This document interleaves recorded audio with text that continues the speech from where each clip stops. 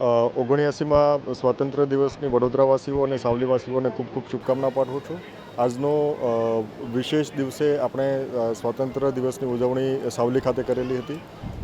આ કાર્યક્રમ વિવિધ કાર્યક્રમો સાથે માત્ર એક દિવસની ઉજવણી નહીં પણ 15 દિવસથી જે અલગ અલગ ઉજવણીઓ થઈ રહી હતી એમાં તિરંગા યાત્રા, એ સિવાય આપણે સ્વચ્છતા અભિયાન અને તમામ આયોજનો આજે સંપન્ન થાય છે.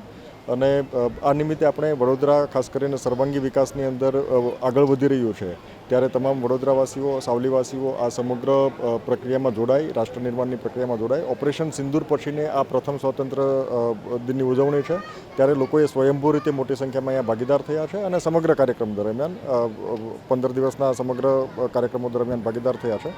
ત્યારે સમગ્ર સાવલીવાસીઓને અને વડોદરાવાસીઓને પુનઃ હું સ્વાતંત્ર્ય દિવસની શુભકામના પાઠવું છું. આભાર.